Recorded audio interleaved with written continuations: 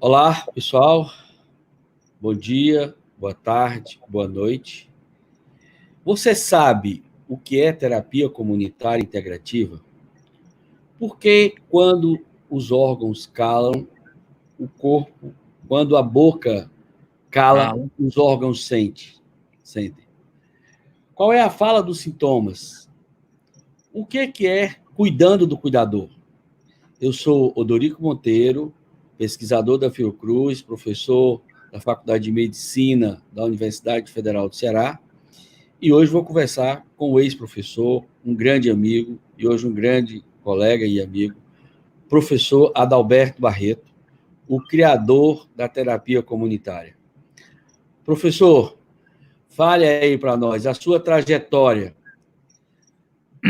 Como é que um cearense sai, nascido em Canindé, e faz um grande sucesso na Europa? Fala um pouco para a gente aí sobre a sua trajetória. Quem é Adalberto Barreto? Rapaz, eu sou filho do sertão, eu nasci em Canindé, então meu primeiro universo foi o universo mágico-religioso, onde essa cidade, que recebe cerca de 2 milhões de peregrinos por ano, de Canindé, então eu nasci nesse universo onde São Francisco era o grande presidente da República. E meu avô tinha um hotel, uma pensão, e eu acostumava ver os romeiros contando as histórias, né? E eu via muito sofrimento naquela época, muito. E quis ser como São Francisco. Eu também vou ajudar a salvar, naquela época falava salvar as almas, né? Então, o que fez com que depois eu entrasse no seminário. Mais tarde, eu entrei na faculdade de medicina, foi meu segundo universo. Agora já um universo acadêmico, científico, aquelas almas que eu queria salvar, aí eu descubro que elas têm corpo e que esses corpos estavam abandonados pelas políticas públicas e que iam pedir a São Francisco aquilo que não recebiam das instituições sociais, que é o emprego, a cura de um pé quebrado, de uma doença, de algo assim. E quando eu fazia o terceiro ano de medicina, eu fazia medicina durante o dia e à noite, filosofia e teologia, eu vivi uma crise existencial, que era mais ou menos o seguinte: entre nós, os colegas, era mais ou menos assim: rapaz, tu ainda acredita em Deus e São Francisco? Eu dizia: eu acredito. Então, eu dizia: então você não é um cientista. E na época eu me perguntava: o que é um cientista? É aquele que renega a sua cultura, aquele que deixa de ser o que ele é, as suas raízes, para ser um outro, né? Então, e se perguntava, alguém dizia: eu não acredito mais em nada, então você é um cientista.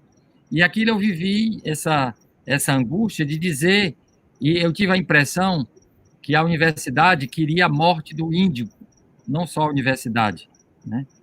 E, mais ou menos no terceiro ano, eu vivi essa crise, e aí eu fiz uma descoberta, eu me dei conta que esses dois universos aparentemente contraditórios, o mágico religioso e o acadêmico, embora fossem tão diferentes, todos dois funcionavam do mesmo jeito, ou seja, excluindo o diferente. No mundo mágico religioso, católico, aquilo que não era católico, apostólico, romano, era coisa do Satanás. E no mundo acadêmico, aquilo que não vinha das pesquisas científicas era charlatanismo. E aí eu vivi um pouco esse drama. Era como se, então, para eu ser um cientista, eu não posso mais ser caboclo, sertanejo, nordestino, eu tenho que ser o quê? Um americano, um europeu, um isso, um aquilo, aquilo outro. E nessa crise, o que me ajudou foi uma das lendas do Canindé. Desde que eu era criança, eu sempre ouvia, lá nós temos o Museu dos Ex-Votos, e tem um ex-voto de uma criança perdida na floresta do Amazonas. Então, a história que eu ouvi desde a minha infância, essa lenda, é que essa criança se perdeu na floresta do Amazonas e durante 3 dias a família procurou sem sucesso, achando que ela já tinha sido devorada por algum animal, alguma coisa assim. E conta a lenda que a família se ajoelha e faz uma oração pedindo a São Francisco do Canindé que trouxesse a sua filha.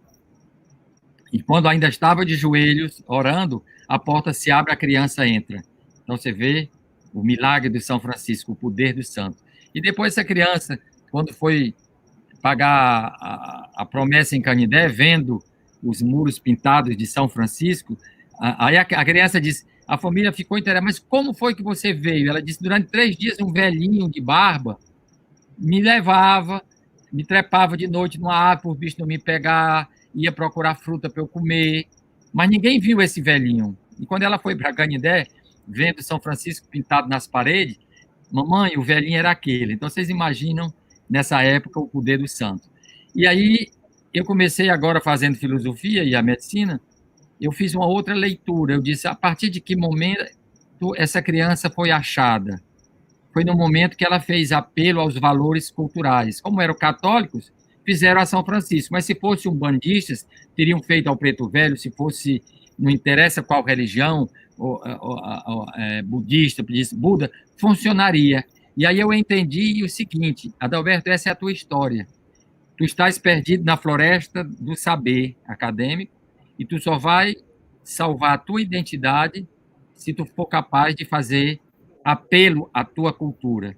E a partir daquele momento eu entendi e eu disse a mim mesmo, eu posso ser médico, cientista e caboclo sertanejo com muito orgulho. E toda essa reflexão, depois, quando eu terminei a medicina, eu recebi uma bolsa e fui para a Europa, né, onde depois eu fiz uma reflexão desse livro, que é O Índio que Vive em Mim, né, que é uma reflexão... Conte aí, Adalberto, como é que essa história... Eu tive a oportunidade de visitar a Europa com você, e tivemos em Paris, tivemos em Grenoble, e você fez o lançamento do livro, acho que fez em Lyon, fez em Grenoble, fez em Paris, e as filas e mais filas de franceses comprando esse livro, que, sem dúvida nenhuma, faz um grande sucesso. Como é que foi a ideia de onde nasce esse livro? Nasce da sua tese de doutorado, na sua tese de mestrado? Como é que foi esse processo? Conte um pouco para a gente aí. O índio que está dentro de Adalberto Barreto. Não, nem foi ligado à tese de doutorado, foi outro tema. Essa foi uma reflexão que eu fiz para entender que, muitas vezes, a educação que nós recebemos, para mim, existe dois tipos de formação. A educação, educar, ou seja, formar para conformar e formar para transformar. Então, a impressão que eu tive é que, fazendo a faculdade de medicina e outras depois, o sentimento era o mesmo. Quer dizer, o que é que eu não podia ser eu? Ou seja, é como se a educação que nós recebêssemos era para nós sermos um outro, nos americanalhar ou nos europeizar, de uma certa forma. E aqui nesse livro eu contei um pouco a minha experiência, que eu acabei um pouco de contar aqui, desses dois universos, do diálogo entre esses dois mundos, que aí, quando eu disse, tudo que eu for fazer, eu vou trabalhar com a ciência e a cultura. É tanto que eu fiz etnomedicina, etnopsiquiatria, etnopsicanálise, sempre com o pé na cultura, que eu acho importante, que o desenvolvimento humano ele é sempre baseado, eu digo sempre, como caminhar humano, são dois pés, o pé da técnica, da ciência e o pé da cultura. Quando a ciência está na ação, a cultura passa o outro pé por cima, né, para fazer uma apreciação. E quando a cultura está lá, a ciência faz. Então, eu acho que vem do diálogo, que há muitas vezes uma tendência de querer substituir um conhecimento por um outro, né? E nesse livro, no fundo, foi uma maneira de dizer, tentaram matar o índio que vive em mim, mas não conseguiram. E tem aqui um episódio interessante, que o meu sonho era fazer um curso de etnopsiquiatria, etnopsicanálise, com o cara que criou, que era o professor Georges Devreux, lá de Paris. E quando eu fui me inscrever para fazer o curso, a gente passa por uma sabatina, são 200 pessoas, só tem 20 vagas, então ele faz uma entrevista individual e seleciona as pessoas para poder fazer o curso. E eu queria muito fazer esse curso. E quando eu fui na casa dele para fazer a entrevista, o professor tem uma teoria que é mais ou menos o seguinte: toda cultura tem um elemento que é um animal que é amigo do homem e um outro animal que é rejeitado. No mundo ocidental, o melhor amigo do homem é o cachorro. Todas as poesias é para o cachorro. No mundo oriental, já é o gato, né? O cachorro fica... E ele me pediu para fazer um teste projetivo que eu falasse de um cachorro e do gato, e eu não gosto nenhum dos dois. De um cachorro veio, eu afastei porque eu não gosto. E ele ficou tiririca, né? Ele disse, como é que você quer ser meu discípulo se você não aceita as minhas ideias? Eu digo, professor, se eu aceitasse as suas ideias, eu não precisava vir fazer o curso. Eu venho porque o senhor me interpela, o senhor me faz pensar, o senhor diz coisas que eu fico completamente... como é isso? Como é que pode? Eu gosto disso, da interpelação. E aí ele me disse lá, em resumo, você não será meu discípulo. Aí eu disse, tudo bem, se para ser seu discípulo, eu tenho que renegar a minha cultura para dizer amém às coisas que o senhor diz, sou eu que não quero ser o seu aluno, né? Mas no final, eu disse para ele, então me permita apenas ser um ouvinte. Eu assisti. E no seminário dele, cada um tinha que fazer uma pesquisa etnopsiquiátrica para apresentar, e aí a gente era sabatinado, quem passasse virava discípulo dele. E aí ele disse, bom, você pode, mas você não precisa apresentar, tá certo. Aí na hora que eu fui saindo, eu tinha levado um presente para ele, pesado, não tinha mais nem vontade de dar, mas nessa hora lá, eu digo, voltar com esse peso de novo no metrô. Aí eu disse, professor, eu venho de uma cultura que quando a gente admira as pessoas, a gente leva um presente. E eu trouxe esse para o senhor. E deixei ele rasgar, tirar do papel. Era um retirante nordestino, daqueles de barro bem feitinho, que tem um cara segurando um pau aqui, tem uma trouxinha lá na ponta, né, que é o retirante. Aí ele disse, o que é isso aqui? Eu digo, eu venho de uma região onde tem seca de retirantes, esse é o nordestino que foge da seca.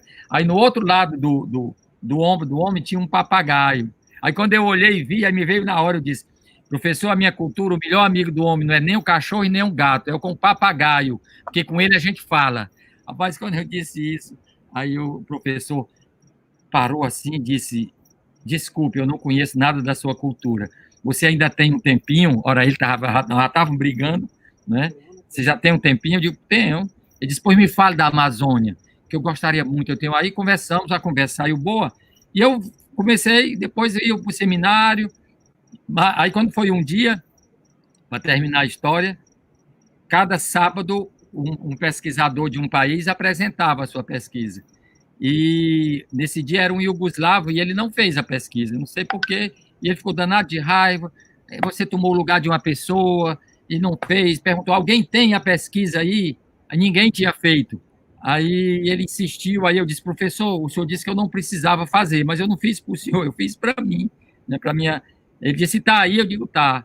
Aí eu apresentei, era discurso e prática de um curandeiro nordestino, uma abordagem etnopsiquiátrica. Quando eu terminei a apresentação, fez os elogios dele lá, aí disse assim, quantas páginas tem o seu trabalho? Eu digo, tem 50. Ele disse, pois, você se incomoda de publicar, porque eu estou fazendo um último livro, está me faltando um capítulo e eu queria incluir o seu. Aí eu virei discípulo dele.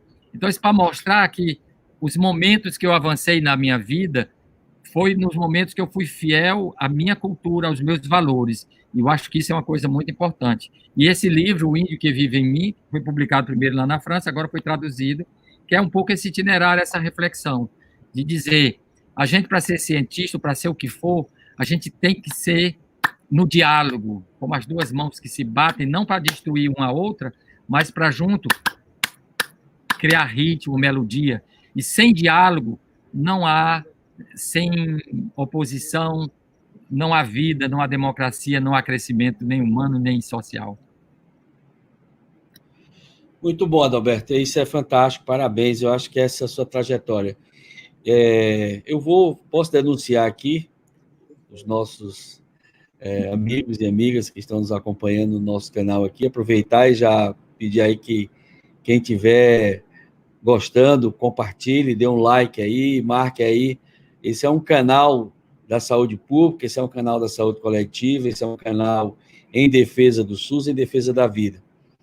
Adalberto, eu fui seu aluno, denunciando já aqui, né? Logo que você chegou da França, logo que você entrou, e ali me chamou a atenção a sua capacidade de reflexão, e você fazia... Participamos de duas atividades importantes. Uma era lá no Pirambu, ainda acho que naquela época não era nem Projeto Quatro Varas ainda, estava começando ali, mas a gente ia lá, levava uma garrafa de chá, e a gente colocava as pessoas debaixo do pé de cajueiro, e você ia ouvir aquelas pessoas que estavam ali, acho que ali foram as primeiras rodas de terapia comunitária. Depois, você tinha outra atividade com a gente, que eu depois, como médico, reproduzi com meus alunos, professores, lá em Sobral, que era levar os alunos da medicina para Canindé. Canindé e construir, visualizar o itinerário terapêutico do Romero, né? Então, isso aí foram coisas muito importantes. Queria aproveitar e saudar aqui o professor Aldenildo Costeira. Aldenildo Costeira é um amigo nosso. Boa noite, professor. E é o grande, hoje, construtor do Palhaçus, os palhaços em defesa da vida, os palhaços em defesa do SUS. Um abraço, Adenildo. Adalberto, mas como é que foi aquele momento, aquele estalo, né, que deu em você, que nasce a terapia comunitária, né? Que hoje, eu quero só para falar aí para quem está nos acompanhando, a terapia comunitária está presente praticamente no mundo todo, está presente no Brasil inteiro. 27 países. 27 países, né? Eu tive reuniões com ele na França, a Associação Europeia de Saúde Comunitária, né? Está presente nos Estados Unidos, na África, ou seja, está 27 países, não é pouca coisa, e a partir desse índio aí, né, Adalberto Barreto.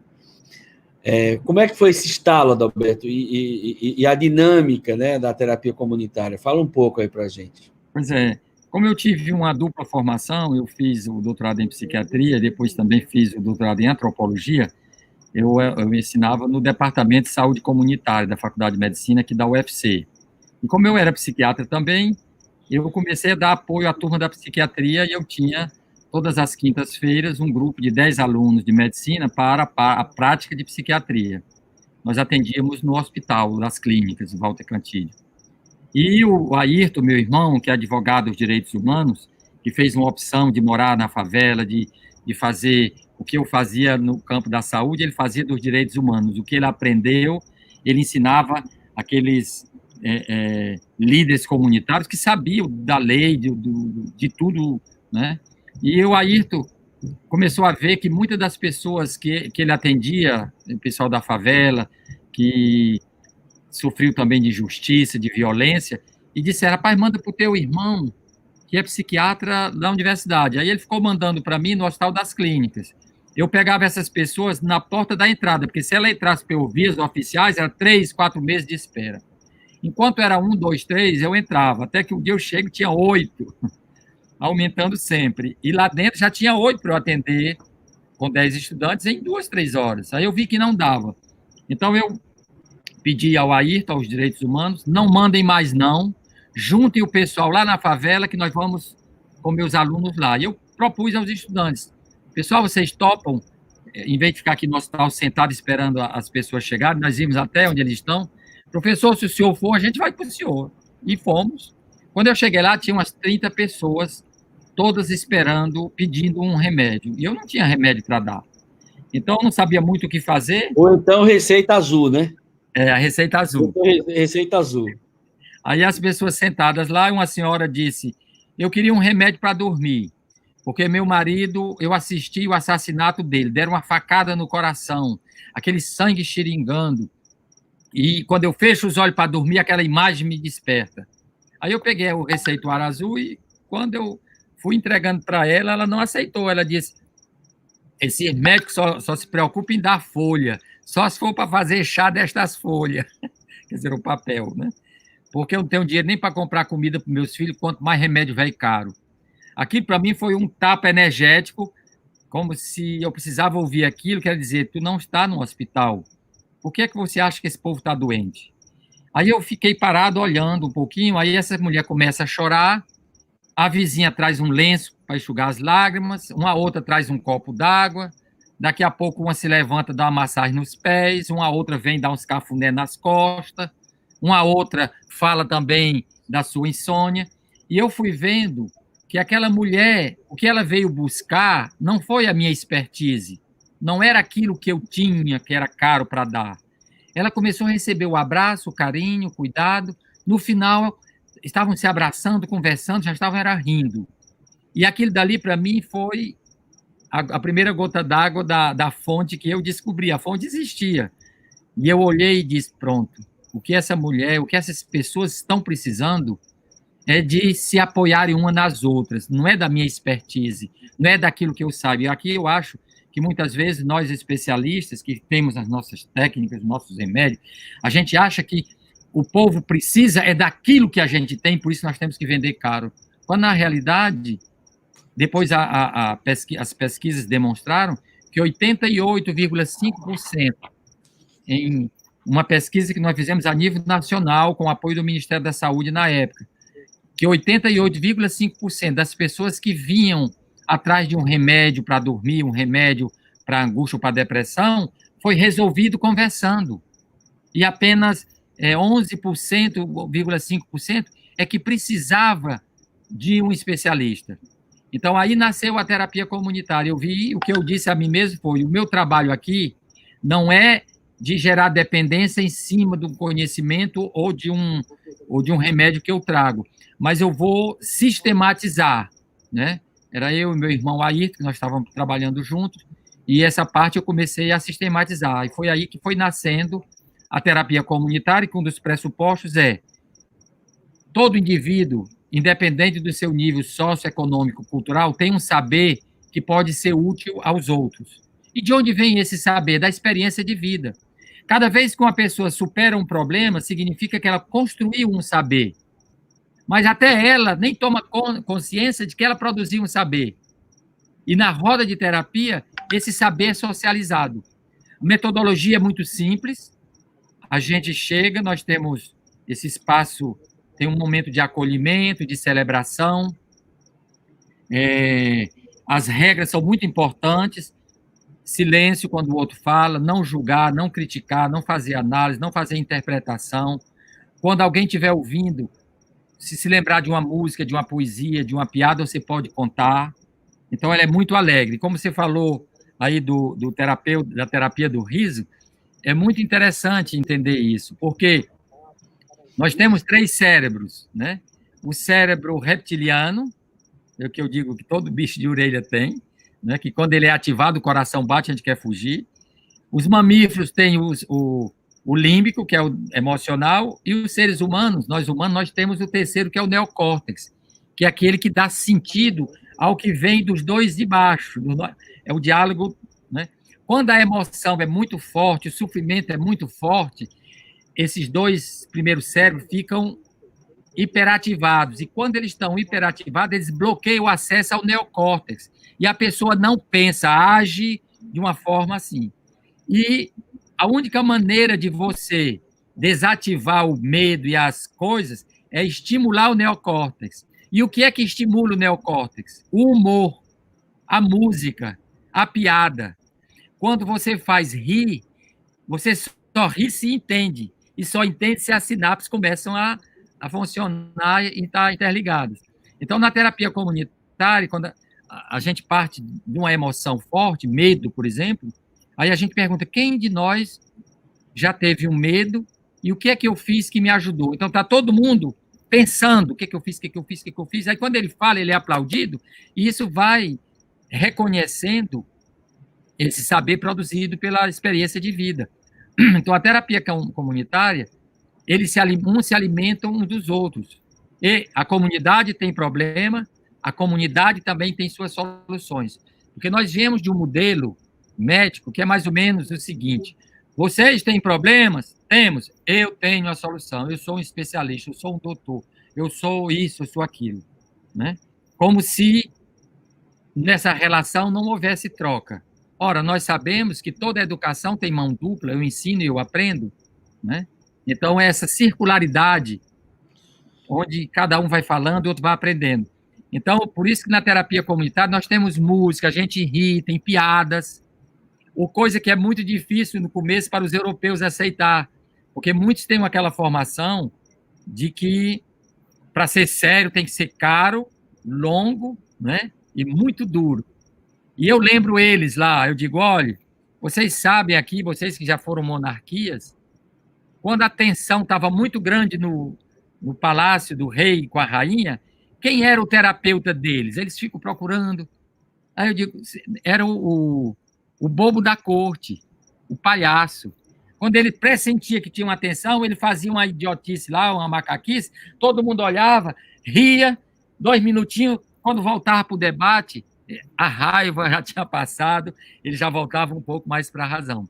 Por isso que eu admiro muito esse trabalho que também faz aqui no Ceará, a Verinha, que é com música, com dança.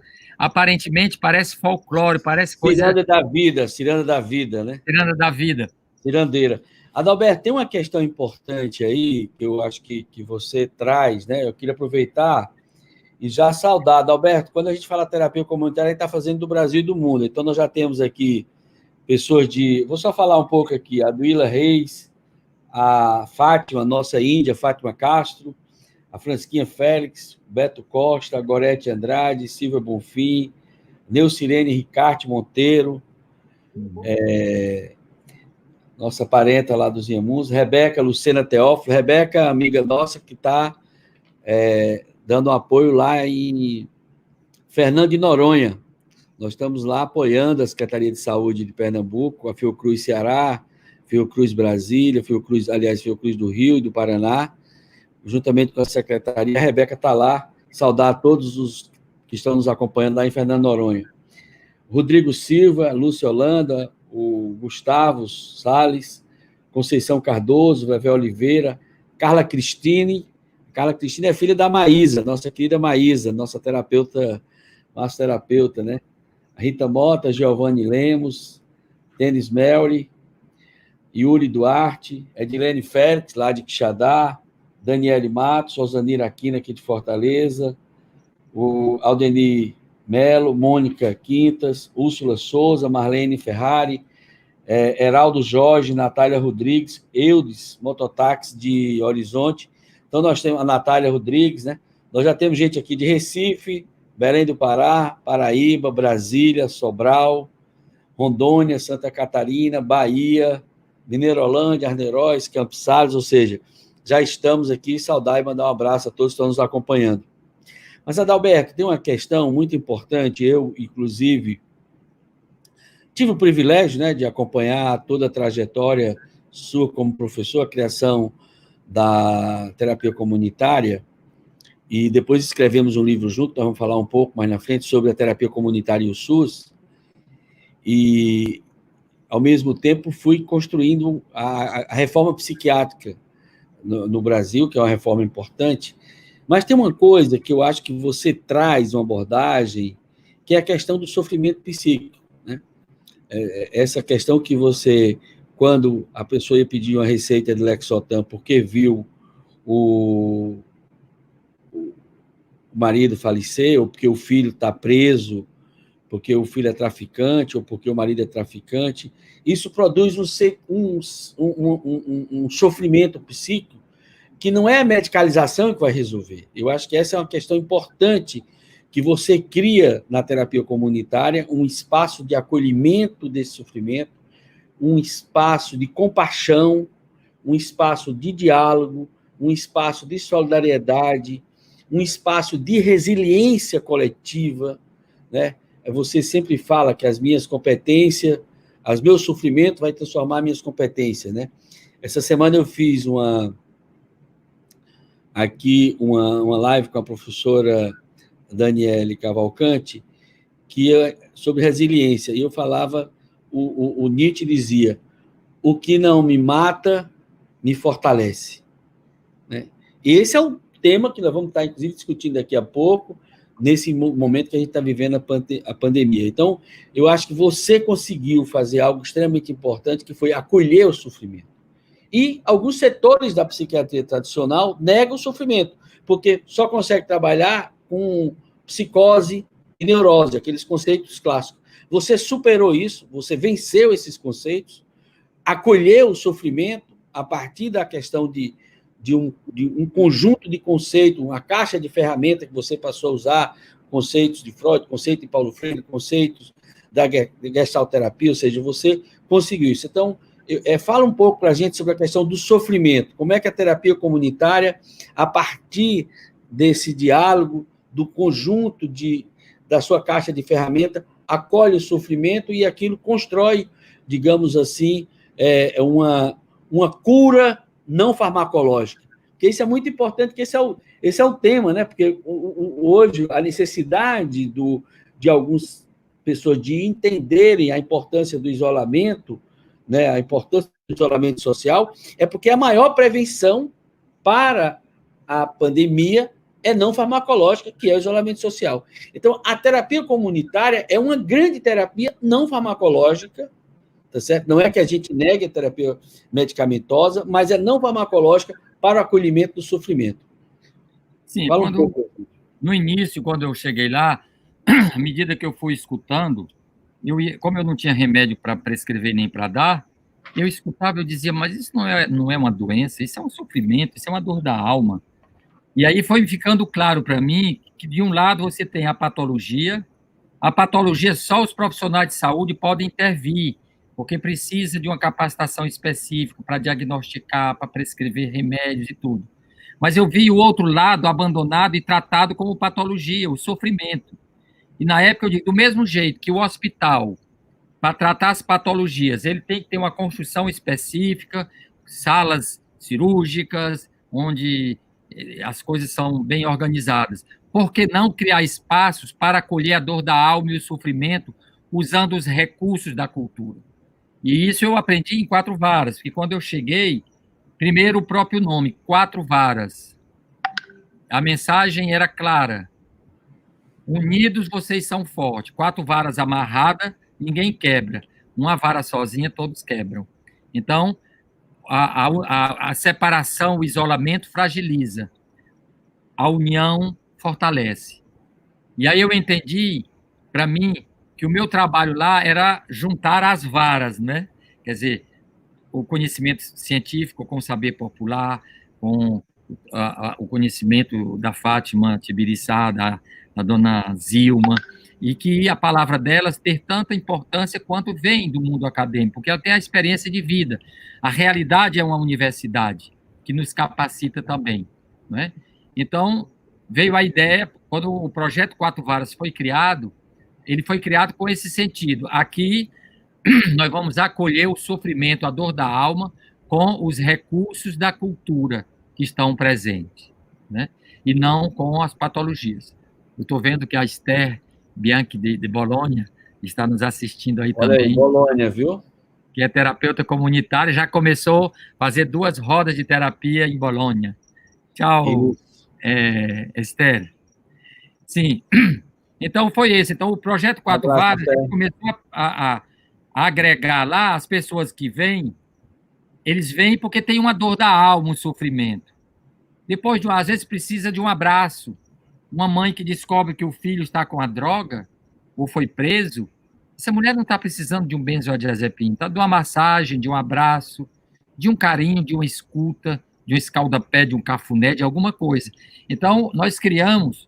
Então, eu comecei a sistematizar melhor, onde apresentei isso na Unesco há 3 anos atrás. Nós temos os cuidados clínicos, que só os profissionais de saúde podem intervir. Mas nós temos os cuidados solidários. Os cuidados solidários é acolher a dor da alma com os recursos que você tem, que pode ser com reza, com reiki, com chá, com benzição, com o que for. Então, são complementares. Nós temos o saber científico, né, os cuidados clínicos, que são os profissionais de saúde que podem fazer. Agora, os cuidados solidários, onde entram as terapias integrativas, porque ela tem uma outra visão de mundo diferente. Enquanto o modelo biomédico, a saúde está limitada ao corpo biológico, nessa outra visão integrativa, a saúde passa não só pela saúde do corpo, mas do corpo social. Nós temos que lutar também pela água, pelo que nós temos em comum. A água, a terra, o ar. O ar poluído vai trazer doença. Então, não adianta tratar a doença, quem tem problema de respiração, só com spray, se a gente não intervém na produção. E é interessante que esse vírus está atacando exatamente o pulmão, o oxigênio, a força. E o mundo estava poluído, não só de ar, poluído e muitas outras coisas também.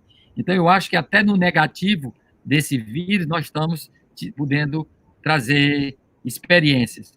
E foi aí que nasceu. Então, na terapia comunitária, não é uma psicoterapia de grupo. É uma terapia no sentido da palavra, da etimologia da palavra, que vem de origem grega, terapia, terapeia, o prefixo ter, terapia é o mesmo de termonuclear. É a comunidade acolher de forma calorosa aquele que tem uma dor para partilhar. E quando ele partilha, e que depois a gente pergunta quem já viveu algo parecido e o que você fez para resolver, aí não tem distinção de classes sociais, não tem. Quando um pai de família diz na terapia, eu vim aqui falar, eu perdi a esperança de tirar meu filho da droga. Fiz tudo para tirá-lo da droga, mas não consegui. Esse pai que está falando isso sente a mesma dor que, eu diria, um favelado, um homem da rua que diz, eu perdi a esperança de salvar minha filha, o meu neto, e não consegui. Então, a emoção nos une, não existe fronteira nas emoções. É ela que faz despertar a nossa humanidade. Por isso que, nesse sentido, a terapia hoje é tão oportuna, porque os conflitos maiores hoje que nós estamos vivendo é o da convivência humana, né, da intolerância, dessa polarização. Se você é a favor de um, é contra o outro. Não tem meio termo. Então, na terapia comunitária, a gente desenvolve a empatia.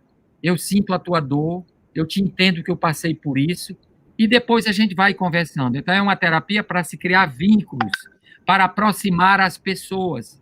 Eu me lembro que um jornalista suíço me fez uma pergunta uma vez, como é que uma técnica que nasceu numa favela lá no Pirambu, pode servir aqui para Genebra? E a resposta que eu dei foi, no Brasil, nas favelas, o que desumaniza a vida é a miséria material, é não ter emprego, não ter casa, não ter alimentação, não ter conforto. E na Europa, é a miséria afetiva, é não se abraça mais, não se olha tanto ao outro, não se toca em ninguém, cada um por si. Então, por isso que funciona também na Europa e em outros países, porque nós vamos trabalhar a questão da nossa humanidade, da nossa empatia, de um olhar para o outro e ser capaz de se perceber no outro também, e não desejar para o outro aquilo que eu não desejo para mim também. Adalberto, tem uma questão, eu quero aqui aproveitar e já saudar aqui também a Edilene Félix, né? A Alzanira Aquino trabalha com uma área extremamente importante, você inclusive já trabalhou bastante, que é a questão do Ceará Pacífico, que é algo que nós vamos depois daqui falar um pouco sobre cuidando do cuidador, né? A Mônica Quintas, né? A Gisela, a Favacho Nazaré, Malu Magliano, Inês Costa, Estebe antes, você já falou, né? Francisco Leal, Isabel Cristina, Sônia Evangelista, Rosângela, Cândido Lucena, Ana Ricarte, aqui também presente. Obrigado, Ana. Mas, Adalberto, tem um tema que você, ultimamente, o Guilherme, que presente também, um abraço, Guilherme, que é o seu último livro, né? Acho que tem 2 livros seus, eu acompanhei isso, porque, como eu fiz vários cursos com você, ele acompanhando, inclusive tivemos a oportunidade de trabalhar em vários projetos nacionais aí, o projeto aqui no Brasil, o projeto nacional da nacionalização da terapia comunitária. Eu sempre digo que o Adalberto, ele conseguiu algo extremamente importante, foi criar uma técnica, conceber em vida, né? Eu estou colocando isso porque eu considero, né? Ao mesmo tempo, nacionalizar, internacionalizar e construir uma sociedade que abriga, né? Então, você também fez isso e criou-se uma rede nacional. E eu vi os primeiros momentos que você estava refletindo com a gente nas rodas de terapia comunitária, nos cursos de formação, a questão de quando a boca cala, os órgãos falam. Então, esse é um livro seu, aqui, né? Aqui tenho o prazer, né, de tê-lo aqui comigo, autografado. E você também lançou também a fala dos sintomas, né? A fala dos sintomas.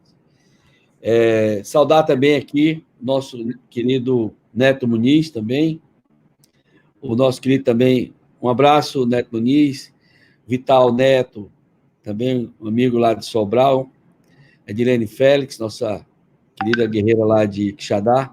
Mas, Adalberto, fala um pouco para a gente aí, a fala do sintoma. Quando a boca cala, os órgãos falam. Porque isso é fruto também da sua vivência, né? De tanto você ouvir as pessoas na terapia comunitária, de tanto você ir conversando com ela e a sua experiência digamos assim, internacional, você traz para a gente essa nova contribuição, né, da leitura dos sintomas. Fala um pouco para a gente, Roberto.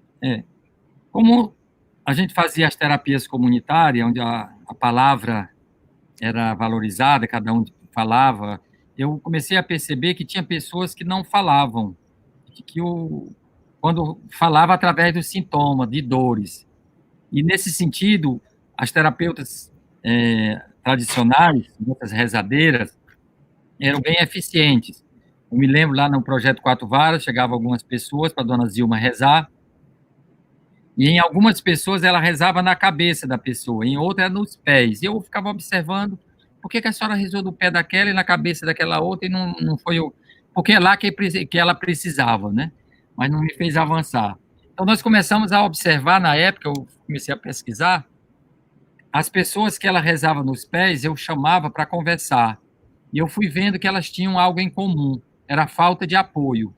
Não conseguiam um emprego, só que a pessoa acha que é mal olhado, estão botando o olho gordo, mas, na realidade, o que tinha em comum é falta de apoio.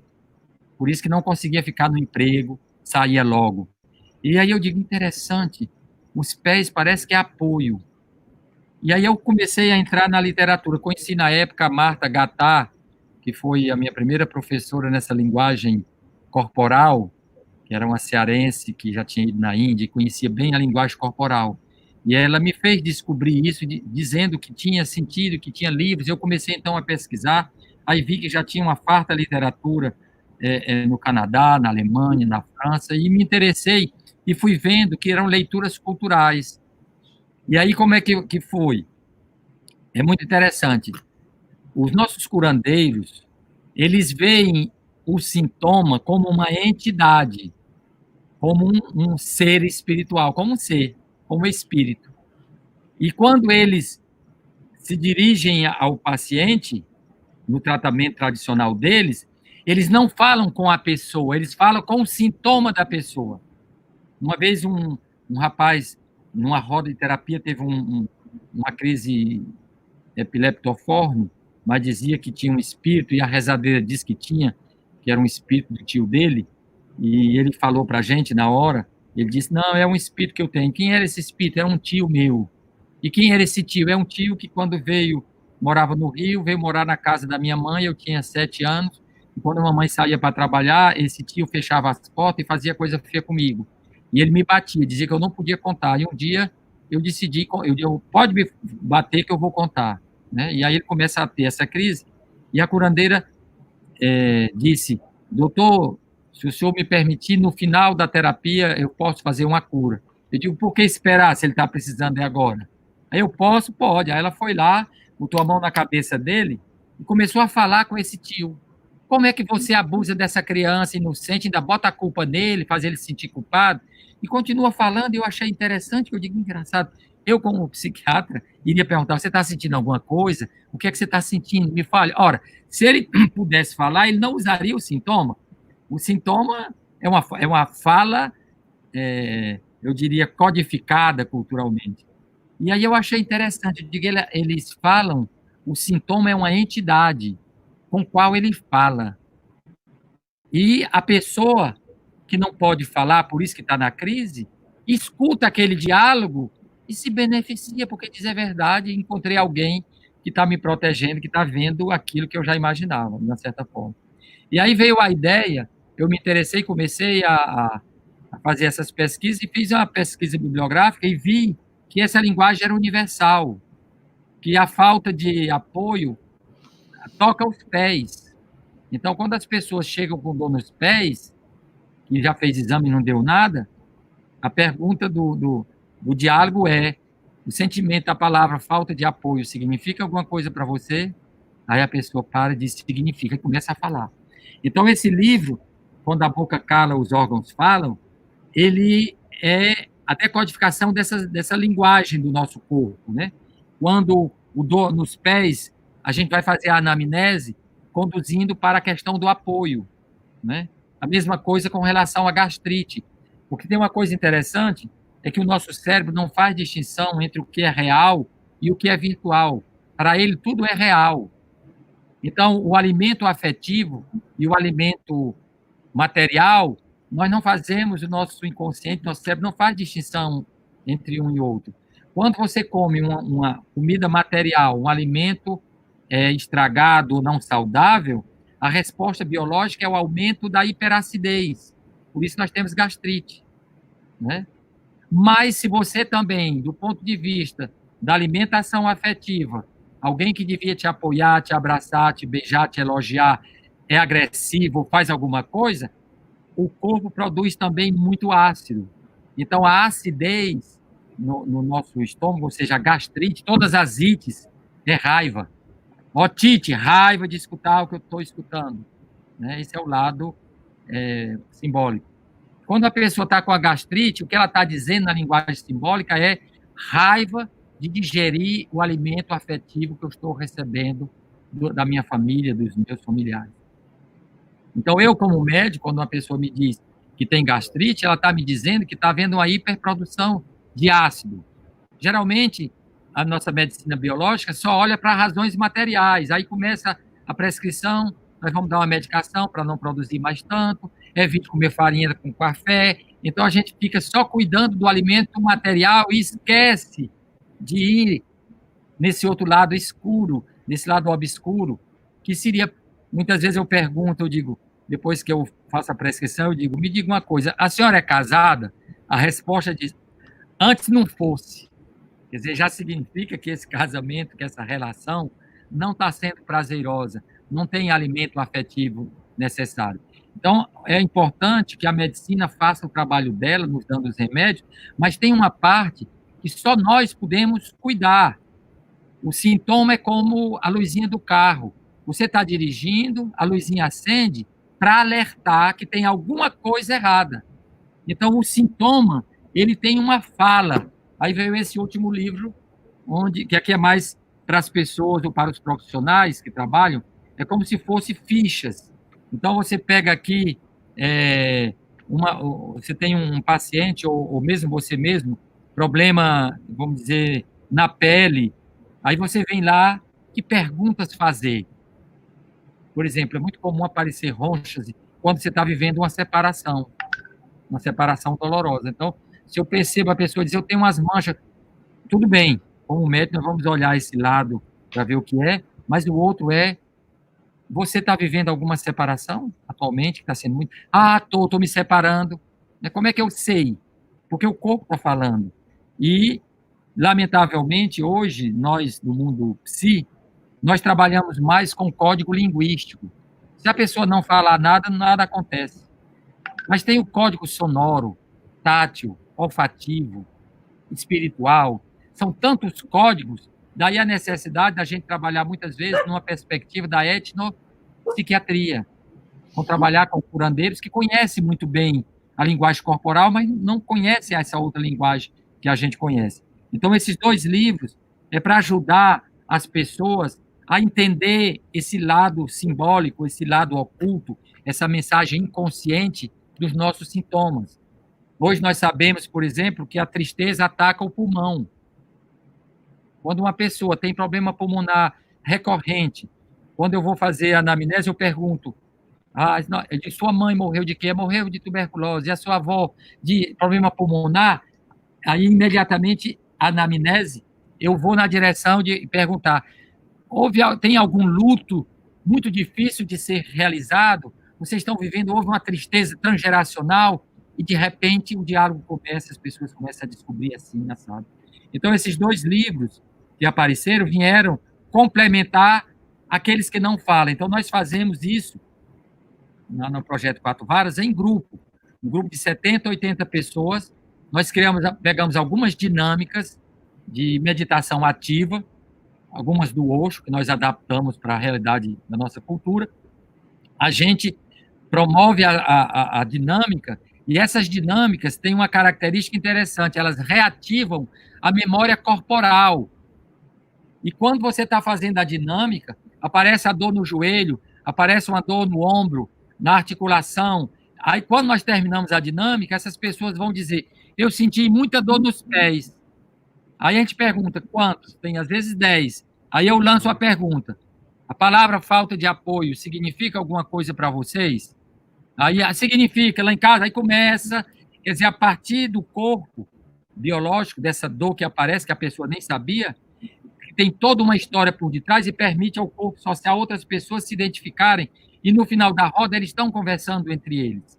Quer dizer, a construção dessa rede de apoio social que na terapia comunitária a gente faz com a palavra, falando, e nessa outra fala reativando a memória corporal. É claro que depois volta ao normal, mas que você possa, na hora que eu fiz a dinâmica, sentir dor aqui no ombro, que a gente pergunta, você está vivendo algum relacionamento do dar e de eu receber, onde não tem reciprocidade? Você está vivendo alguma situação de dependência ou codependência, que a pessoa se toca e diz, mas eu não tinha associado que esta dor tinha a ver com isso, eu achava que tinha que tomar era remédio para fazer isso.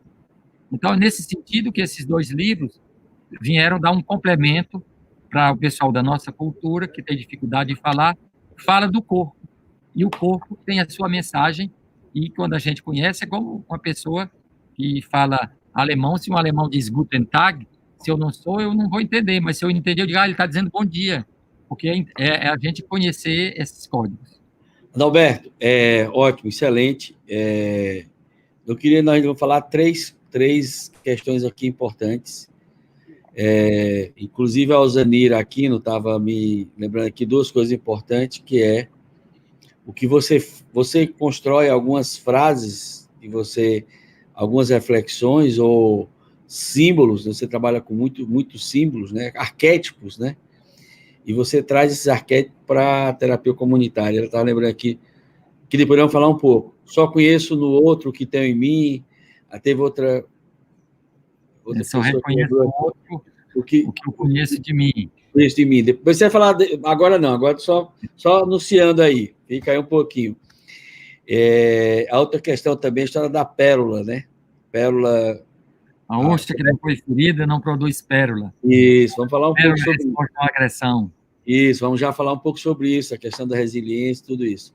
Então, aqui, saudar a Gisele Piancó, Patrícia Pereira, lá de Nova Iguaçu, viu, Paraná, presente aqui, Francisco, GDF, do Distrito Federal, a Marta, Neide Solano, a irmã Silvia Neide, né, a irmã Silvia, Jorge Araújo, Alailson Alves, Malu Magliano, a Lucélia Saraiva, Violeta Alves, Sueli Brandão, a Mitian Alceni, a Esther Poli, Rita Mota, que diz que acompanha a terapia comunitária lá no Quatro Varas, Sara Maria, Marília Gabriela, Letícia Rodrigues, lá de Salvador, Cândida Lucena, um abraço, Cândida, Cira Nara Araújo. Adalberto, nós vamos falar ainda mais 3 coisas importantes, né? Uma delas é o processo de institucionalização da terapia comunitária, né? E aí eu tive o privilégio de escrever com você, aqui, com a professora Ivana, o SUS e a terapia comunitária, né? Então, eu, a professora Ivana Barreto, você, e a Vevé também, a Verônica, na época, nos apoiou e organizamos. E foi um momento, né, Adalberto? Eu tive o privilégio, e Aldenildo estava aqui lembrando, que foi da primeira turma, né? Aqui o nosso Messias da Conexão Criativa. E, Adalberto, lá em Sobral, quando a gente estava lá, assumi a Secretaria de Saúde em 97, e eu já estava lá em Quixadá, a gente já tinha conversado, e você estava lá no projeto Quatro Varas. Eu disse, Adalberto, nós precisamos construir a terapia comunitária como uma política pública. Essa é uma questão importante. E, naquele momento, nasce ali essa ideia da terapia comunitária integrativa, onde a gente formou os terapeutas comunitários, muitos agentes de saúde se tornaram terapeuta comunitário, psicólogo, enfermeiro. Nós institucionalizamos, e aí também junto à massoterapia, né? E também as plantas medicinais, né? Isso para mim foi um momento importante. E depois, quando eu vim para Fortaleza, que a gente assumiu a Secretaria de Saúde em 2005, foi um momento que a gente fez a parceria lá com o Projeto Quatro Varas, ao nosso querido Joaquim Neto aqui, Joaquim Neto Gomes, do Movimento Popular de Saúde, parabéns, Joaquim. E ali, naquele momento, a gente conseguiu construir a terapia comunitária como uma política pública, né? Formando os terapeutas comunitários, formando os massoterapeutas, criando um espaço de exercício da terapia comunitária, de acolhimento, né? E acho que foi um momento importante que se institucionalizou. Fala um pouco para a gente aí da experiência que você teve desse processo de institucionalização da terapia comunitária, e aí eu me lembro que a gente chegou a ter reuniões nacionais da terapia comunitária se institucionalizando, e aí tinha muita discussão do que era institucional, o que era individual, como é que o terapeuta vai sobreviver se ele não está empregado, como é que o salário... Mas aí se criou um movimento nacional dentro do Estado e fora do Estado, né? Porque tem muitas alternativas. O próprio Projeto Quatro Varas, que é um projeto de filantropia, né? Na Europa tem sido experiências muito interessantes também. Então, o SUS, e aí foi um esforço grande da gente construir essa ideia, né, de terapias integrativas, né? Eu acho que isso é um avanço importante, e a gente, inclusive, quando deputado lá na Câmara, a gente fez um debate, a gente está iniciando, eu não tenho dúvida que vai ser o próximo passo, como é que a gente constrói isso do ponto de vista, inclusive, do arcabouço jurídico da terapia comunitária, como sendo um espaço, né, de ser institucionalizado como uma política pública. Fala um pouco dessa experiência aqui e lá fora. Rapaz, a gente nunca teve nenhuma pretensão de achar que está criando uma coisa importante. A gente começou de uma maneira despretensiosa, debaixo de um cajueiro, ali nos Quatro Varas, sentado no chão, em cima de tijolo, em cima de pedra, e começamos a estar presente, a fazer esse trabalho, foi indo devagarzinho, e como a gente não tinha nenhuma pretensão, foi mais um ato de amor do que uma estratégia de poder. A gente criou, na época, tínhamos que institucionalizar, aí vamos botar centro, não, eu disse, não vamos botar centro, porque se a gente chama Centro de Estudo da Terapia Comunitária, porque se nós somos centro, é porque a gente acha que nós somos mais do que os outros, que é o centro, o outro é a periferia. Então, nós criamos Movimento Integrado de Saúde Mental Comunitária, que hoje, atualmente no Brasil, tem 46 polos formadores da metodologia. Cada estado tem 2 polos formadores. Então, nós já temos a nossa autonomia, cada um está na sua. Então, as pessoas foram... se você quer fazer alguma coisa, crie também o seu movimento, né? Aí a gente foi fazendo, foi na época que fizemos aquela pesquisa, um trabalho com a Secretaria Nacional contra as Antidrogas, que a gente fez uma grande pesquisa com 12 mil questionários, fizemos uma avaliação e aquilo que nós percebemos, que 88,5% das pessoas que procuravam o psiquiatra, que procuravam o centro de saúde, era mais sofrimento do que patologia. E quando o ministro Temporão, na época da saúde, ele ouviu, saiu isso em algumas reportagens a nível nacional, ele telefonou para mim, tomei até um sujo, o ministro ligando, dizendo, professor, o senhor pode vir aqui em Brasília, no nosso ministério, para apresentar a sua pesquisa? Porque nós também estamos vendo que nós estamos dando remédio desnecessário, estamos gastando muito com remédio. Eu estou vendo aí que 80% das pessoas, você tirou a medicalização, só deu para quem precisava. Aí nós fomos para Brasília, apresentamos, e aí ele chamou o coordenador de saúde da Psiquiatria Nacional e disse, vamos implantar no SUS. Faça aí um projeto ambicioso para o Brasil todo.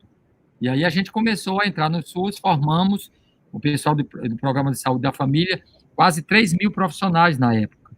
E aí foi que começou, de uma certa forma, a gente ainda tentou oficializá-la mais do que isso, mas aí nos encontros que tinha nacional de saúde, os terapeutas comunitários do Brasil todos se organizavam na hora da votação, até que ela saiu, mesmo a contragosto.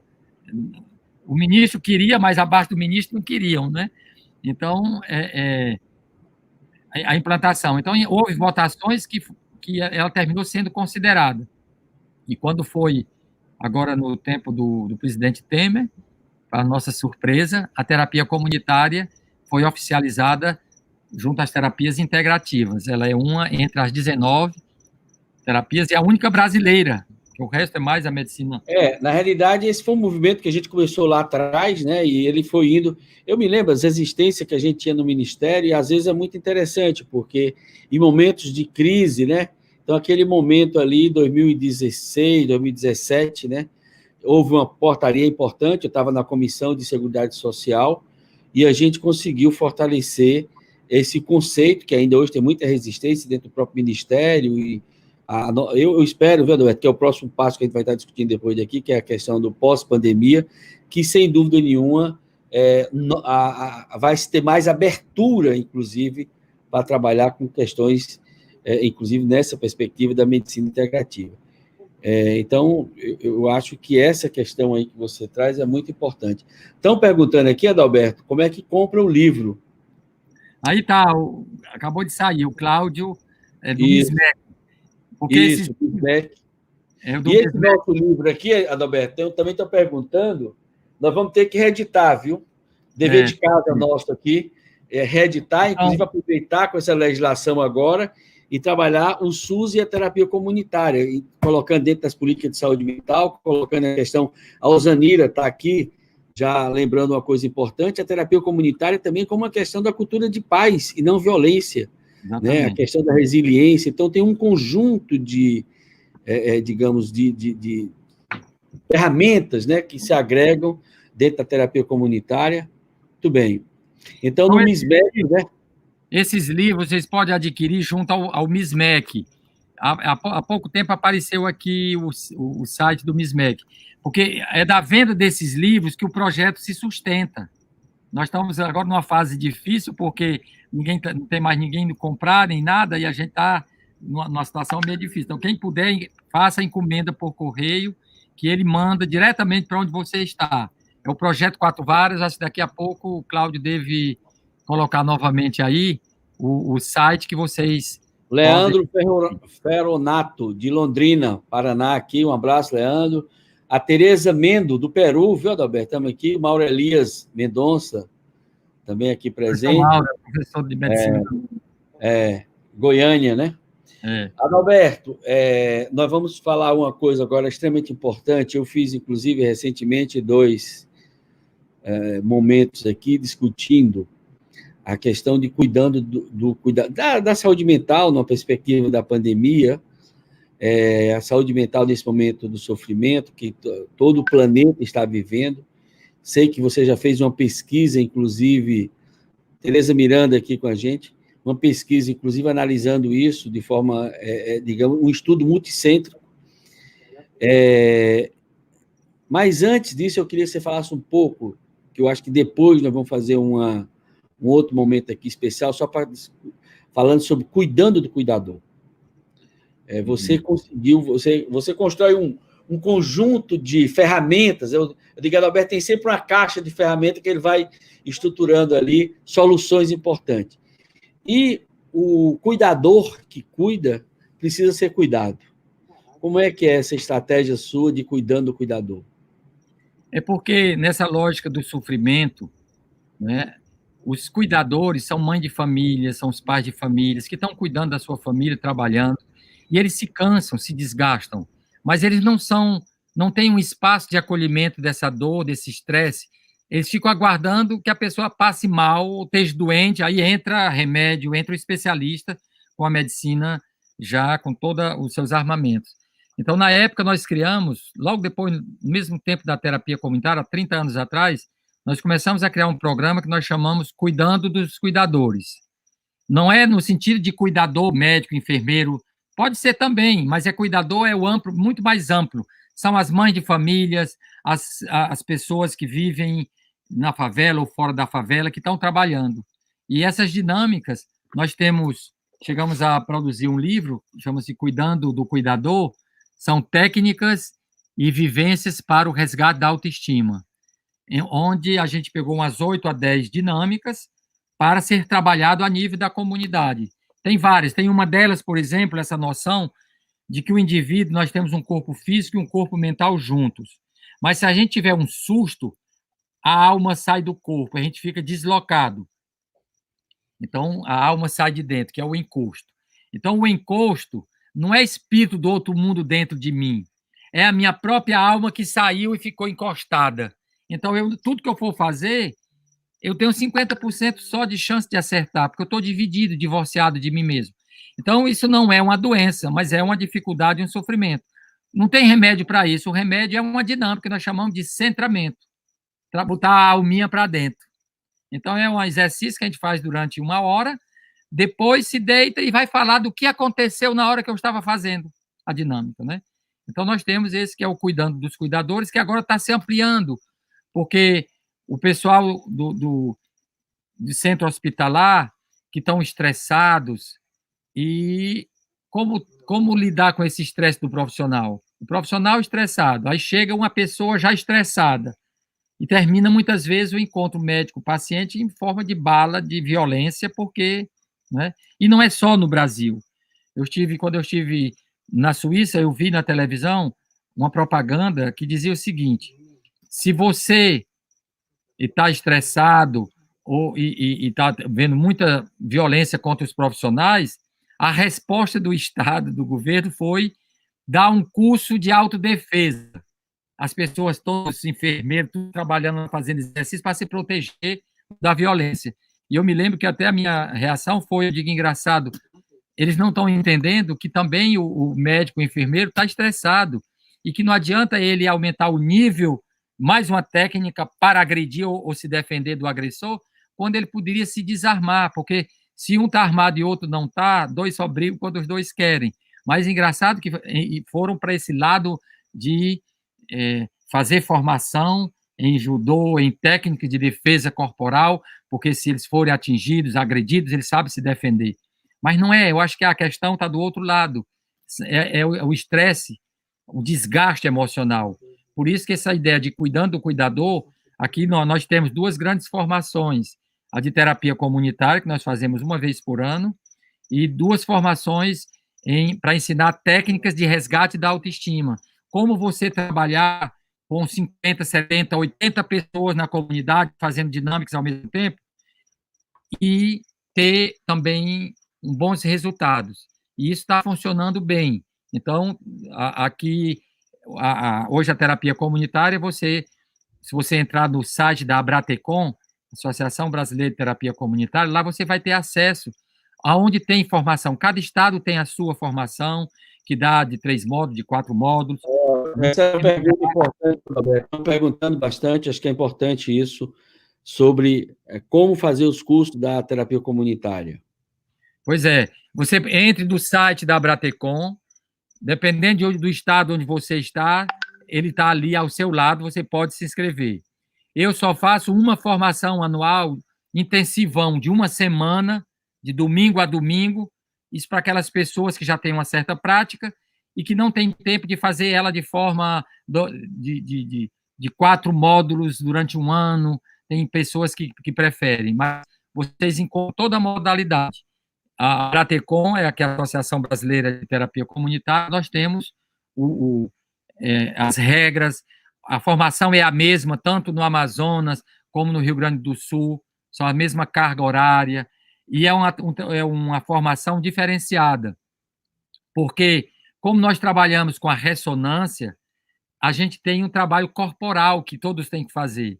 Quer dizer, eu vou trabalhar, fazer dinâmica, exercício, vou falar também das minhas dificuldades, porque nós trabalhamos com a ressonância. Se eu tenho um luto que não está resolvido, no dia que eu for dirigir uma roda, que alguém falar de um luto que perdeu sua mãe, eu também vou sofrer e não vou poder ajudar. Então, tem uma parte teórica e uma parte do trabalho corporal, que é esse resgate da autoestima, né? Esse tem sido... Bom, eu agora, viu, Alberto, vamos aqui, nós vamos entrar agora num tema que é o tema que está mexendo com o planeta, com o mundo, né? Você, como professor de saúde pública, de medicina social, né, terapia comunitária, atravessou também várias epidemias, né? epidemia de cólera que nós tivemos, a epidemia de dengue, várias, né? Essa epidemia do sofrimento, né, psíquico, que a gente tem que entender que também esse sofrimento psíquico passa a ser, né? Mas essa de proporções assim, e você organizou um estudo multicêntrico, né, discutindo essa questão do sofrimento em tempos, né, da pandemia. Eu queria aproveitar também, Adalberto, a gente socializar aqui com os nossos amigos e amigas que estão acompanhando alguns números, né? Só para a gente contextualizar essa dimensão, você que tem vários amigos na Itália, você que tem vários amigos na Espanha, vários amigos na França, né, que viveram lá esse momento, nós estamos vivendo aqui agora, né? Então, aqui no Ceará, Adalberto, eu vou só compartilhar aqui, deixa eu compartilhar aqui a tela aqui.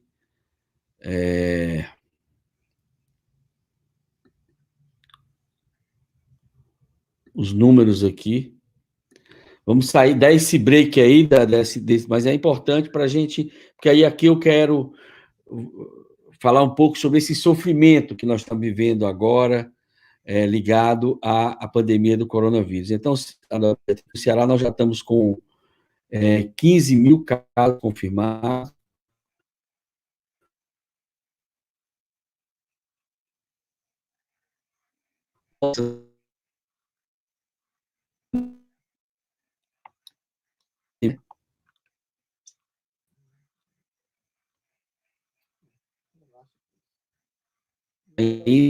É a distância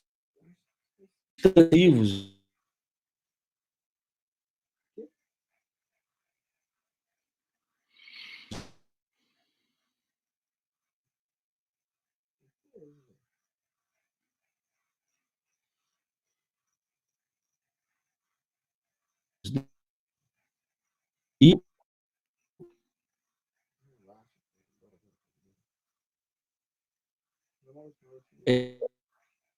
vida na região. Então,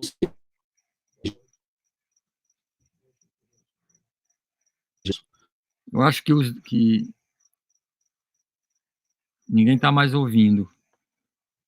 Eu acho que esse quadro que você colocou aí quebrou o som. Eu só colocando, Adalberto, aqui, Sim.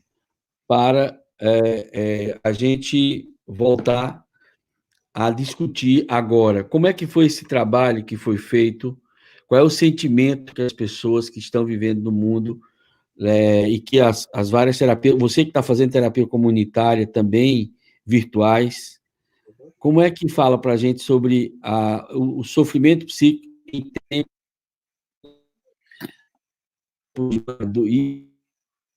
e outros vírus no Brasil?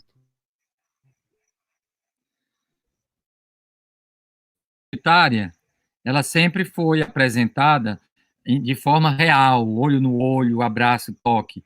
Quando começou essa história do coronavírus, o confinamento, a gente começou a entender que havia muito sofrimento. E no passado, é muito interessante que quando tem desastres, a melhor tratamento é o apoio social, é a pessoa chegar junto. A gente viu, por exemplo, quando houve aqueles desmoronamentos de terra no sul, eram as pessoas ajudando os bombeiros, todo mundo ali tirando, fazendo. Então, e a própria Organização Mundial da Saúde diz que no momento de desastre, o mais importante é o apoio do grupo, é mais importante do que a presença do especialista. É o apoio, o abraço, estar ao lado. Ora, esse coronavírus veio de uma forma diferente. A melhor maneira de se proteger é se afastar do outro, é ficar confinado, é não mais abraçar, é se isolar como forma de proteção. Então, isso aumenta a tensão. Ao mesmo tempo que eu estou com medo, e no passado o medo desaparecia quando me abraçava, quando estavam comigo, falando, eu pegando, abraçando, agora eu não posso sair de casa, eu tenho que ficar confinado. Aí veio a ideia, nós fizemos uma reunião a nível nacional, a Bratecom, a Associação Brasileira de Terapia Comunitária, a Associação Mundial de Psiquiatria Social aqui do Brasil, Associação Brasileira de Psiquiatria Social, que eu sou o presidente, a Rede Latino-Americana de Terapia Comunitária e a Rede Europeia de Terapia Comunitária. Nós convocamos e fizemos uma proposta de trabalharmos juntos, oferecendo rodas de terapia comunitária online, que para nós foi uma experiência. Então, no mês de março e abril, nós chegamos a fazer 100 rodas de terapia comunitária, né? No Brasil, Argentina, Paraguai, Uruguai, Chile, Equador, Bolívia, Colômbia, República Dominicana, México, Portugal, França, Suíça e Itália.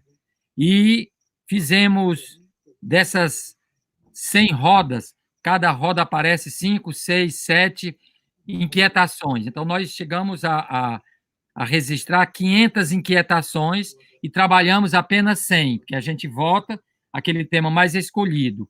E desses temas, 500 inquietações, então, foram trabalhadas, e o mais frequente, em primeiro lugar, foi medo e ansiedade. 53% de pessoas, 2 de impotência, querendo ajudar sem poder, e o terceiro, dificuldade na relação familiar, 10%, e solidão e outras coisas chegou a ser 7%. O medo e a ansiedade, por conta das incertezas, nós destacamos 3 grandes medos. Primeiro, o medo de recomeçar, de enfrentar o futuro. O futuro parece incerto e torna-se fonte de ansiedade. Tem algumas pessoas que colocaram: como será depois do coronavírus? Serei capaz de retomar minha vida, meu lugar, meu emprego? O depois, como será? Será que eu vou conseguir meu emprego? Será que a vida vai ser como antes? O segundo é medo de perder pessoas importantes, como familiares ou amigos, e não poder mais abraçá-los nem encontrá-los. Será que a minha mãe vai sair daquele hospital? E se morrer, eu não vou poder abraçar nem fazer o luto, eu não vou mais ver. Isso trouxe muito sofrimento. Alguns disseram: eu temo não poder me despedir das pessoas que eu amo, temo perder o emprego e não poder sustentar a minha família depois. E o terceiro medo é de contaminar ou ser contaminado. Então, nesse contexto, o medo de lidar com o desconhecido é mesmo uma preocupação com o outro, que gera empatia e fonte de muito conflito, porque numa família que a mãe, algumas pessoas têm a consciência do perigo, e tem 1, 2 ou 3 que saem de casa, chegam, não lavam as mãos, não querem usar nada, e isso traz conflito e muito sofrimento para essas pessoas que dizem: eu estou me sentindo desrespeitado no meu espaço, ninguém me escuta, ninguém me faz nada, parece que é a única que tem consciência, os outros preferem negar, que não é a política da avestruz, né? A avestruz, quando vê um buraco, bota a cabeça dentro, fica com a bunda fora, desse tamanho, na cabeça dela, estou protegida. É só a cabeça que está escondida. Então, tem muita gente que nega, e a gente vê que isso termina sendo fonte de sofrimento para muitas pessoas, né, que estão vivendo essa situação. E a impotência é no sentido de eu estou com as mãos atadas, assistindo sem poder fazer nada, né? Estou assistindo aos acontecimentos sem fazer nada. Sinto falta do contato direto com meus alunos, algumas professoras. Temo pelos meus pacientes hospitalizados com os recursos técnicos limitados. São médicos, cuidadores que estão sofrendo porque presente que eles precisam mais do que o que eles têm como coisa para dar. E essa gestão das relações familiares, né, que é exatamente o filho ou o irmão que não quer obedecer às coisas. E o que nós chegamos à conclusão, uma coisa muito interessante, é que nessa roda nessas rodas apareceu muito mais coisas positivas, né? Onde essas inquietações, descobrindo a aprendizagem, que é mais chama a atenção, é a capacidade resiliente de fazer dos acontecimentos traumáticos uma ocasião para criar, inventar. Aí que tem algumas frases que diz: eu tenho descoberto que posso fazer mais do que eu seria capaz. Quando eu decidi viver cada dia como se fosse o último, fiquei mais tranquilo. Descobri que focar na esperança me dá força para passar por esta provação. Aproveitei para fazer uma faxina da minha alma. Eu estava sem esperança e essas rodas de TCI têm me dado forças para continuar. Poder descobrir juntos que estamos vivendo um momento fecundo. E, um grande resumo geral, o que nós constatamos é que as emoções não têm fronteira. Quando eu analisei essas rodas que foram feitas na Europa, na América do Sul e no Brasil, ninguém nota diferença. A dor humana é a mesma. Esse medo de não abraçar mais, esse medo, será que vai ser, o que eu vou poder fazer? É o mesmo. Isso mostra que as emoções não têm fronteiras, né? E que essa capacidade das pessoas se ajudarem, se apoiarem, estimulando a resiliência por meio da partilha das experiências e de suas superações. Então, está sendo um momento muito fecundo. E aí você falou na história do pós-vírus, né? Eu acho que todo mundo confinado, as tensões aumentam. E cada dia que passa, piora a situação em casa. Por isso que as rodas de terapia online estão, todo dia tem, em vários cantos do país. Aqui mesmo em Fortaleza, hoje eu já estou, é o terceiro momento que eu estou já participando. Mas são rodas de terapia e quase todas cheias, 100 pessoas, que nós estamos trabalhando com o Zoom. Então, as pessoas falando, e mesmo como é interessante a gente perceber que mesmo distante, a gente se aproxima, porque a gente vê o olho da pessoa, a emoção aparece, as canções vêm também. E a grande lição é essa: as emoções não têm fronteiras. A dor humana é a mesma. As emoções nos unem, descobre a nossa humanidade. Até na África, quando eu estive lá em Moçambique, fazendo a formação com outras pessoas aqui do Brasil, as dores são as mesmas das mães, dos pais. Então, mesmo nós tendo feito essas rodas em 4 línguas, português, francês, espanhol, inglês e italiano também, são 5, ninguém percebe diferenças. Então, essa é a experiência que fica. E depois dessa pandemia, eu acho que as pessoas vão muito procurar praias, lugares, contato com a natureza, e muitas talvez vão até se cuidar também,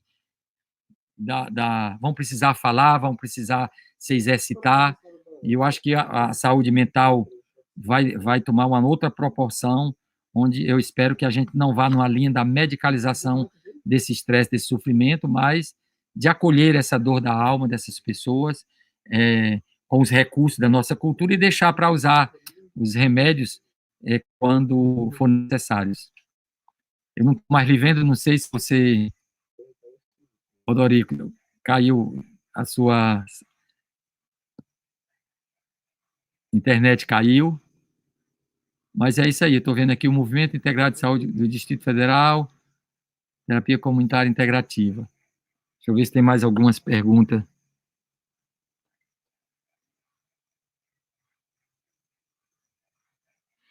Pois é. Então é isso. Continuamos a fazer essas rodas de terapia comunitária online. E você pode entrar, seja na Abratecon, seja do Projeto Quatro Varas, procurando saber onde, ou nas redes sociais. Todo dia tem anúncio de rodas que você pode participar. Uma roda dessa tem pessoas de Portugal, da França. Ainda há pouco aqui estava a Esther da Itália, né? E havendo uma mobilização muito grande dessas rodas, com uma participação muito grande, né? Não sei se alguém quer fazer mais alguma pergunta. Pode mandar aí no chat que eu leio aqui.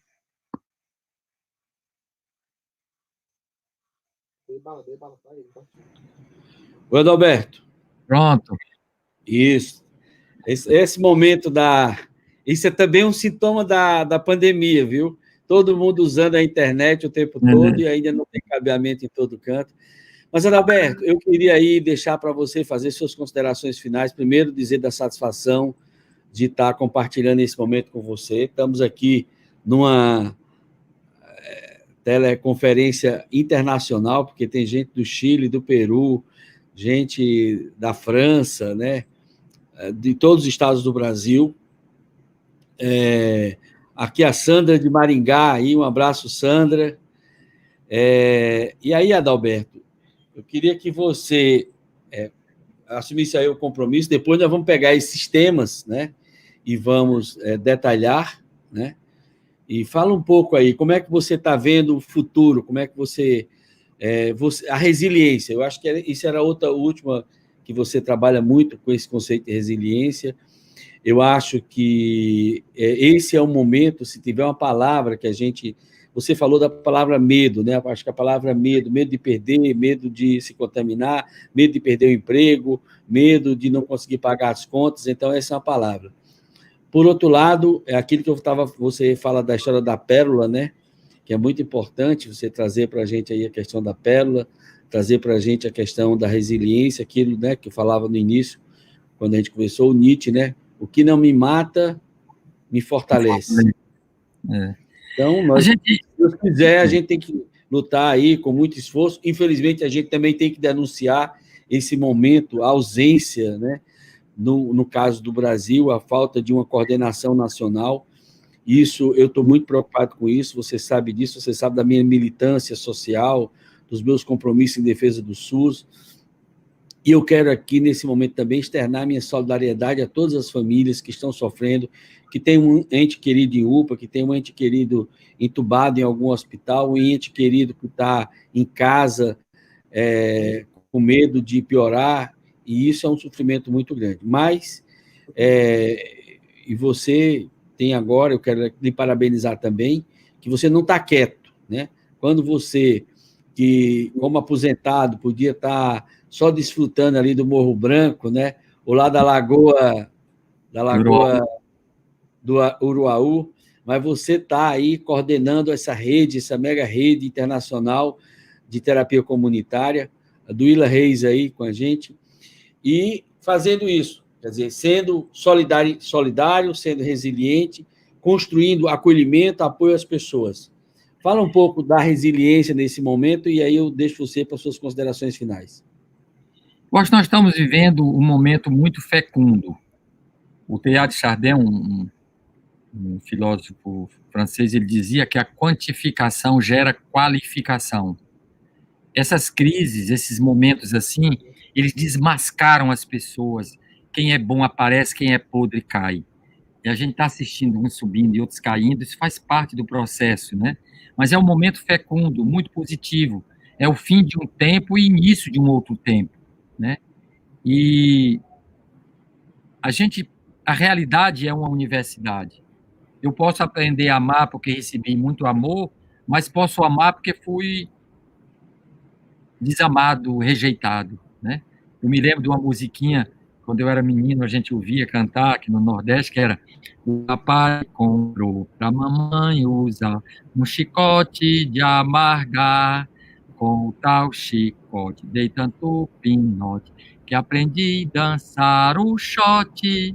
Quer dizer, enquanto uns aprendem a dançar o shot, porque pagaram uma academia caríssima com um professor que veio de fora, outros aprendem a dançar pelas chicotadas da vida. Então, são formas de aprendizado também. Então, tudo é fonte de aprendizado para a gente. E entender que tudo passa. Tudo passa. Seja alegria, seja tristeza, nada é perene. E que eu espero que depois desse confinamento a gente saia mais compreensivo, mais humanizado, mais leves nas nossas maneiras de ser. A gente morre, não leva nada, às vezes se agarra a certas coisas. E o que eu tenho constatado, observando o panorama mundial, é que um elemento novo é que em quase a grande maioria dos países, eles estão aceitando perder a economia, perder bens, mas salvar a vida. Eu acho que essa é a coisa importante, talvez seja o elemento novo. Eu não tenho muita dúvida que alguns anos atrás, se houvesse essa pandemia tivesse chegado a uns 30, 40 anos, eu acho que os políticos não hesitariam de salvar a economia e que as pessoas morressem. E é uma coisa positiva. É lamentável que não seja 100%, mas é lá onde aparece as grandes lideranças, as outras, onde não tem mais máscara, você fica vendo as coisas como é, né? Embora a gente viva num momento em que muitas pessoas prefiram negar, né, o que estão vendo. Por quê? Porque se visse o que estão vendo, com certeza não ficariam como estão. Então, é uma espécie de anestesia, mas a anestesia ela não dura eternamente, ela dura alguns dias, talvez alguns meses, mas vai chegar uma hora que você vai, talvez, sair dessa anestesia.